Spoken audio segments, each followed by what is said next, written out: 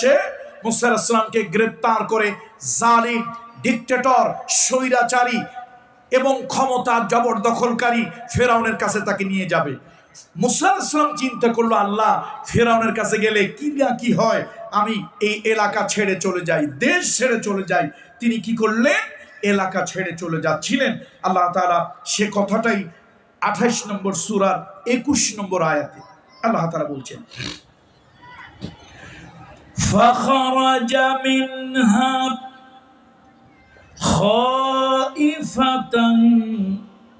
খাইফান ইয়াতারাক্কাবু ক্বালা রাব্বি নাজ্জিনি মিনাল কওমিজ যালিমিন। মুসা আলাইহিস সালাম ভীত সন্ত্রস্ত অবস্থায় নজর রেখে তিনি এলাকা ছেড়ে, জনপদ ছেড়ে বের হয়ে গেলেন। আর তিনি বললেন, হে আমার প্রতিপালক, এই জালিম সম্প্রদায় থেকে তুমি আমাকে পরিত্রাণ দাও এই জালিমদের হাত থেকে। ওয়ালাম্মা তাওয়াজ্জাহা তিলকা মাদিয়ানা ক্বালা আসা রাব্বি আন ইয়াহদিয়ানি সাওয়াআস সাবিল। আল্লাহ তাআলা বলেন, যখন সে কি করলো? মাদিয়ান অভিমুখে যাত্রা করলো। মাদিয়ান ওই যে এখন যেটা জর্ডান, এই জর্ডানের একটি গুরুত্বপূর্ণ জায়গা হলো মাদায়েন। সেই জায়গায় মুসা আলাইহিস সালাম রওনা হলেন। দীর্ঘ পথ তিনি পাড়ি দিয়া ওই পর্যন্ত চলে গেলেন। আর আল্লাহ তাআলার কাছে হযরত মুসা আলাইহিস সালাম আল্লাহর কাছে তিনি আশ্রয় চাইতে লাগলেন, আল্লাহ, আমি কোন জায়গায় গিয়ে থাকবো, কিভাবে থাকবো? দিনটা যেখানে সেখানে পার করে দেওয়া যায়, দিনটা রাস্তাঘাটে পার করে দেওয়া যায়, কিন্তু রাত্রিটা যে কোনো একটি আশ্রয়ের প্রয়োজন হয়। আল্লাহ তাআলা দয়া করে আমাকে একটু আশ্রয় দেওয়ার ব্যবস্থা আপনি করে দেন। সুবহানাল্লাহ। আরবিতে একটা প্রবাদ, এটা কোরআন হাদিস না, আরবি একটা প্রবাদ। সেই প্রবাদটা হলো মান জাদ্দা ওয়াজাদা।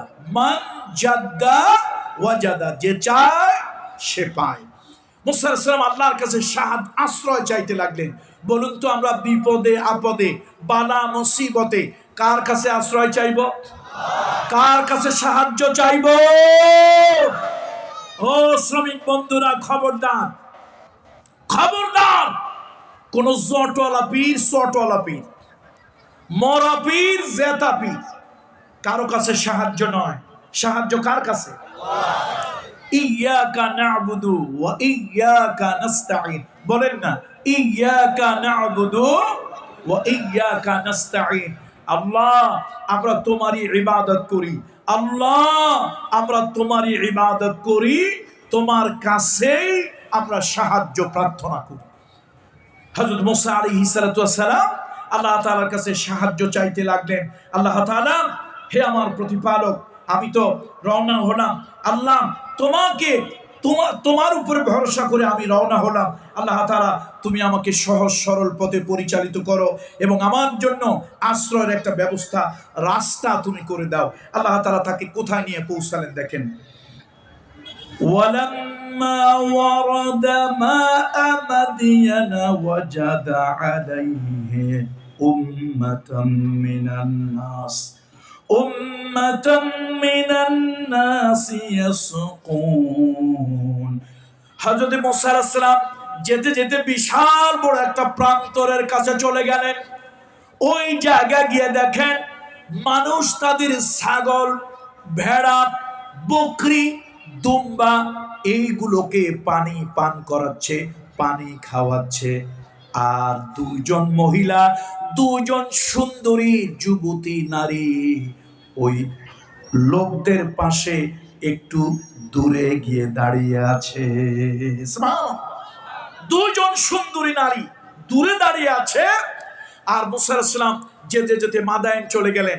গত অক্টোবরের 28 তারিখ এই টাইমটায় আমি জর্ডানে গিয়েছিলাম আমাদের একটি বিজনেস কনফারেন্স। সেখানে তো মনের মধ্যে একটা বড় আবেগ। সারা জীবন মুসা আলাইহিস সালামের তাফসীর করলাম, লক্ষ লক্ষ জনতাকে শোনালাম, আর সেই ভূখণ্ডে এলাম যেই ভূখণ্ডে মুসা আলাইহিস সালামের শ্বশুর শোয়েব আলাইহিস সালাম আছে। আচ্ছা, তার কাছে একটু তো যাওয়া দরকার, এলাকাটা দেখা দরকার। মাশাআল্লাহ, চমৎকার, আমার একদম হৃদয়টা কেড়ে নিয়েছে। এত সুন্দর একটা পরিবেশ, এত সুন্দর এলাকা, উঁচু নিচু পাহাড়িয়া ভূমি, একটি পাহাড়ের উপরে দাঁড়ালে সুন্দর সব কিছু দেখা যায়, এবং জলপাই, অধিক পরিমাণে জাইতুনের গাছ। তো সেখানে শোয়েব আলাইহিস সালামের কবরের কাছে গেলাম, কবরের কাছে গিয়ে দাঁড়ালাম। খুব আবেগ লাগছিল, মুসা আলাইহিস সালামের এই ঘটনাটার কারণে বেশি আবেগ লাগছিল। এবং কবরটার ওরা বলে মাকাম, সে মাকামটার কাছে গেলাম, একদম স্পর্শ করলাম, আর মনের আবেগ নিয়ে সালাম দিলাম এই পয়গম্বরকে, আল্লাহ পয়গম্বরকে সালাম দিলাম যে তিনি একজন সম্মানিত পয়গম্বর, হযরত মুসা আলাইহিস সালামের শ্বশুর, নিজ নবী।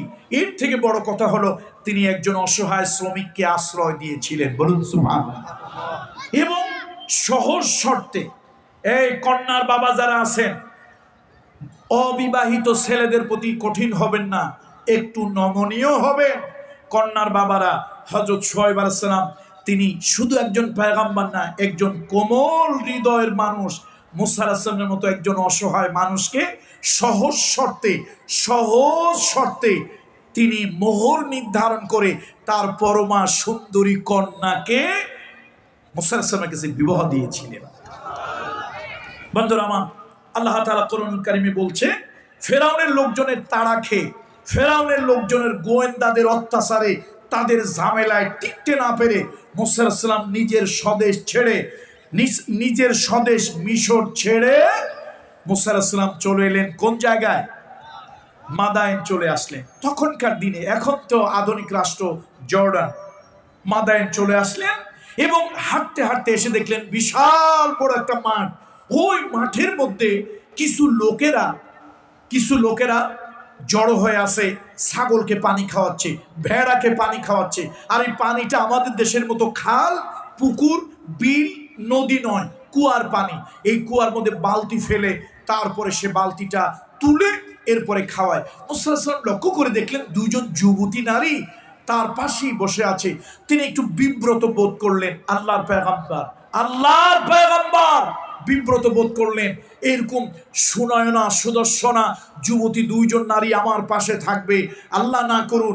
মনের মধ্যে, দিলের মধ্যে, কেন মন তো অনিয়ন্ত্রিত, মন হলো অনিয়ন্ত্রিত, দিলের মধ্যে কোনো খারাপ চিন্তা, দুশ্চিন্তা চলে আসতে পারে। এই নারীরা আমাকে নিয়ে কোনো খারাপ চিন্তা করতে পারে, আমি এই নারীদের ব্যাপারে কোনো খারাপ চিন্তা করতে পারি, এখানে থাকা যাবে না।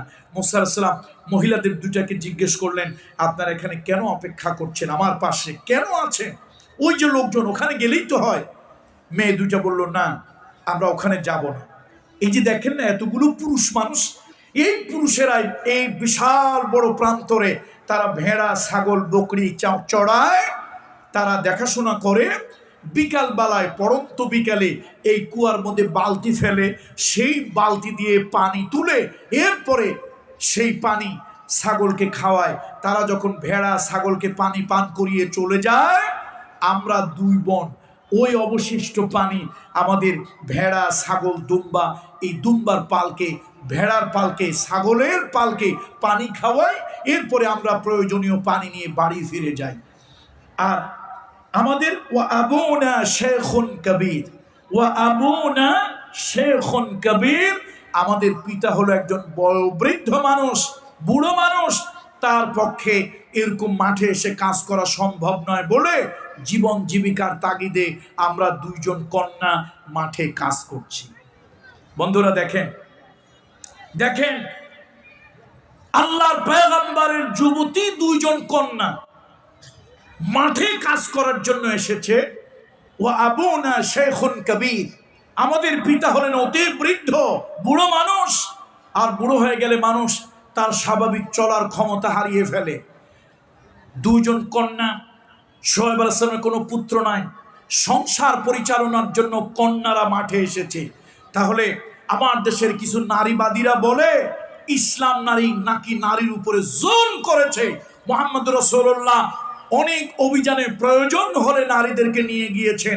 রসুলের যুগেও নারীরা কাজ করেছে।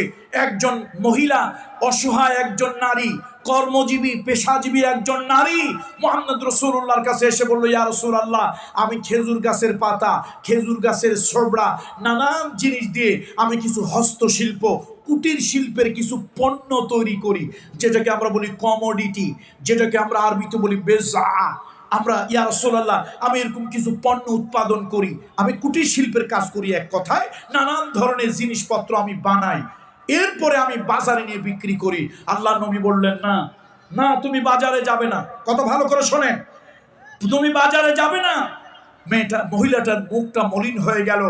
মলিন চেহারা এসে বলল, ইয়া রাসূলুল্লাহ, ওগো রহমতের নবী, আমার স্বামী পক্ষাঘাতগ্রস্ত, আমার স্বামী পক্ষাঘাতগ্রস্ত, আমার স্বামী বিছানায় শুয়ে থাকে, উঠতে পারে না। এই বিছানি খাওয়া দাওয়া প্রস্রাব পায়খানা, হুজুর আমার স্বামীকে আমি খিদমত করি, সেবা করি, পরিষ্কার পরিচ্ছন্ন করি। আমার দুটা মাসুম বাচ্চা আছে, আমি ওদের পেটের দায়ে আমার নিজের জীবন জীবিকার জন্য ইয়া রাসূলুল্লাহ আমি নানান ধরনের পণ্য এই হাত দিয়ে তৈরি করি, সেই পণ্যগুলি বাজারে নিয়ে বিক্রি করি, বিক্রয় লব্ধ পয়সা দিয়ে আমি খাদ্য খাবার কিনে আনি, আমার এই অসহায় স্বামীটাকে আমি খাওয়াই, তাকে ধুয়ে মুছে পরিষ্কার পরিচ্ছন্ন করি, আমার এই মাসুম বাচ্চা দুটোকে খাওয়াই। রহমতের নবীর চোখে পানি চলে আসলো, আল্লাহর নবী অশ্রুসিক্ত হয়ে গেলেন। মানবিক দৃষ্টি নিয়ে মুহাম্মদ রাসূলুল্লাহ নারীকে বললেন, তুমি বাজারে যাবে, তুমি বাজারে যাবে, শালীনতার সাথে, পর্দার সাথে, সম্ভ্রম বজায় রেখে, ইজ্জত বজায় রেখে তুমি বাজারে যাবে, পণ্য বিক্রয় করবে এবং তাই দিয়ে তুমি সংসার পরিচালনা করবে। ও নারী, কিয়ামতের ময়দানে আল্লাহ তাআলা এর জন্য, এর বিনিময় আরশের মালিক তোমাকে দ্বিগুণ প্রতিদান, দ্বিগুণ পুরস্কার, আল্লাহ তাআলা দ্বিগুণ সওয়াব আল্লাহ তাআলা তোমাকে দেবে। তাহলে ইসলাম সেই ধর্ম নয় যে মানুষের পেটে না দিয়া শুধু পিঠে ফতোয়া দেয়। আমার দেশের কিছু বাম আর রাম ইসলামের কথা শুনলেই তাদের গায়ে আর পায় চুলকায়। আছে কিনা কিছু বাম আর রাম? দুনিয়া অন্য কোন জায়গায় চুলকায় না, চুলকায় কোন জায়গায়? কথা কয় না, কোন জায়গায় চুলকায়? ইসলামে যত চুলকানি ইসলামে। এই যে আমি গত কয়েকদিন আগে সাউথ কোরিয়া সফরে গিয়েছিলাম, আমি অ্যাস্ট্রোনমি শোনাম, অবাক হলাম। সাউথ কোরিয়াতে অনেকগুলো প্রোগ্রাম করে আমি অবাক হলাম। কি অবাক হলাম? ওখানকার পপুলেশন যারা আছে, ওখানকার মানুষ যারা ওই দেশের নাগরিক, তাদের অধিকাংশ, অনেক বড় একটা মেজরিটি পার্সেন্ট হলো নাস্তিক, অর্থাৎ স্রষ্টা, সৃষ্টিকর্তা, পরকাল ইত্যাদিতে তারা বিশ্বাস করেন, অবিশ্বাসী। কিন্তু ওরা, অবাক হলাম শুনে, অবাক হলাম, ওইখানকার লোকেরা বলল যে এখানকার নাস্তিকদের কোনো চুলকানি খাউজানি নাই, তারা ধর্ম পালন করে না, কিন্তু অন্য করলে তার কোনো চুলকানি নাই। আর আমার দেশের নাস্তিক হলো অন্য কোনো ধর্ম নিয়ে চুলকানি নাই, ইসলাম আর মুসলমান, নবী মুহাম্মদ রাসূলুল্লাহ, কোরআন আর হাদিস, এইটা পাইলেই ওদের গার মধ্যে চুলকানি আর অ্যালার্জি শুরু হয়। তুই নাস্তিক হ, অসুবিধা নাই, জন্মের মতো হ। তোর কবরে তুই যাবি, আমার কবরে আমি যাব, আমার জবাব আমি দেব, তোর জবাব তুই দিবি। তুই নাস্তিক, তোর চিন্তার স্বাধীনতা আছে, তোর জিহ্বার স্বাধীনতা আছে, তোর কলমের স্বাধীনতা আছে, তোর মস্তিষ্কের স্বাধীনতা আছে। আমার আল্লাহ তাআলা তার হাবিবকে মুহাম্মদ রাসূলুল্লাহকে বলেছেন, হাবিব লাস্তা আলাইহিম বিমুসাইতির, লাস্তা আলাইহিম বিমুসাইতির। হে নবী, আমি আপনাকে দারোগা বানাই নাই, যার ইচ্ছা যা ইচ্ছা সে মানুক অথবা না মানুক, আল্লাহকে ইচ্ছা হয় মানুক, ইচ্ছা হয় না মানুক, দিন ইসলাম মনে চায় মানুক, মনে নয়, যদি না চায় না মানুক। নবী মুহাম্মদ রাসূলুল্লাহ মানবতার বন্ধু, মানবতার শিক্ষক, নবিয়ুনা সাইয়্যিদুনা মুহাম্মদ সাল্লাল্লাহু আলাইহি ওয়াসাল্লামকে আল্লাহ নবী হিসেবে কেউ যদি মানে আলহামদুলিল্লাহ, না মানলেও জবরদস্তি করে আল্লাহ তাকে বানাতে বলেননি, কাউকে বানাতে বলেননি। লা ইকরাহা ফিদ্দিন, ধর্মে কখনো দিনের মধ্যে কি নাই বলুন তো? কি নাই? বাড়াবাড়ি নাই। এখন ভাই, এ দেশের সব মানুষ, অধিকাংশ মানুষ, বড় একটা পার্সেন্টেজ যদি নাস্তিক হয়ে যায়, আপনার আমার কোনো অসুবিধা আছে?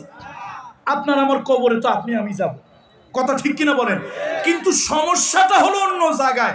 নাস্তিক হইলে কোন ধর্ম নিয়ে, কোন দেবদেবী নিয়ে, কোন উপাসনালয় নিয়ে এই নাস্তিকদের চুলকানি নাই। যত চুলকানি মুসলমানদেরকে নিয়ে, আল্লাহকে নিয়ে, নবীকে নিয়ে, কালেমাকে নিয়ে, মসজিদকে নিয়ে, ইসলামকে নিয়ে। জোর বলুন ঠিক কিনা? চুলকানি আর কোন জায়গা নাই। চুলকানি কোন জায়গায়? চুলকানি এই জায়গায়। শোনো, তোমাদের চুলকানির ঔষধ মলম উত্তম রূপে আমরা লাগাতে জানি, তবে হাতি যদি কাদায় পড়ে চামচিকায়ও, আমরা কাদায় পড়েছি যার কারণে চামচিকায় এখন আমাদেরকে লাঠি মারে। না হলে নাস্তিকদেরকে চুলকানির মেডিসিন কত প্রকার কি কি উদাহরণ সহকারে দিতে পারি। বন্ধুরা আমার, একটা ছোট্ট উদাহরণ না দিলে তো বুঝবেন না যে চুলকায় ইসলাম নিয়ে, অন্য কিছু নিয়ে চুলকায় না। কি নিয়ে চুলকায়? ইসলাম নিয়ে চুলকায়। দেখেন, এদেশে স্বঘোষিত কিছু তথাকথিত বুদ্ধি প্রতিবন্ধীদের মধ্যে একজনের নাম হলো ষাঁড় জাফর ইকবাল। ষাঁড় কি নাম? ষাঁড়ের কথা কয় না। ষাঁড়ের নাম কি? জাফর ইকবাল। ষাঁড়। আপনি আস্তিক না নাস্তিক, মুসলমান না হিন্দু, মানুষ না পায়জামাতা, আমি জানি না স্যার। আপনার স্বাধীনতা আপনার কাছে, আমার স্বাধীনতা। ইসলাম কারো স্বাধীনতা কারো উপরে জবরদস্তি করে নাই। আপনি আমার উপরে করতে পারেন না, আমি আপনার উপরে করতে পারি না। স্যার, আপনারটা আপনার কাছে, আমারটা আমার কাছে। কিন্তু আমার প্রশ্ন হলো, স্যার আপনি নাকি বুদ্ধিজীবী, আমার তো মনে হয় আপনি বুদ্ধি প্রতিবন্ধী, ইন্টেলেকচুয়াল ডোয়ার্ফ। আপনি একটা বই লিখছেন, বইটার নাম দিছেন ভূতের বাচ্চা সুলাইমান। হাসেন কেন? সুলাইমান একজন উলুল আজম পয়গম্বর। সুলাইমান কে? একজন উলুল আজম পয়গম্বর। শুধু পয়গম্বর নন, তিনি একজন করিম ইবনুল করিম, একজন সম্মানী পয়গম্বরের সন্তান। তিনিও সম্মানিত। কোরআনুল কারীম হাদিসের মাধ্যমে 25 জন পয়গম্বরের নাম আমরা জানি। তার মধ্যে একজন হলেন হযরত সুলাইমান আলাইহিস সালাম, দাউদ আলাইহিস সালামের সন্তান। আমার প্রশ্ন হলো, পৃথিবীতে এখন 700 কোটি মানুষ, অন্তত পৃথিবীতে 200, 400, 500 কোটির নাম পৃথিবীতে আছে না? যদি মানুষ 700 কোটি হয়, অন্তত 500 কোটি নাম পৃথিবীতে আছে না নাই? আছে। আমার প্রশ্ন হলো, জাফর ইকবাল স্যার, আপনি নিজে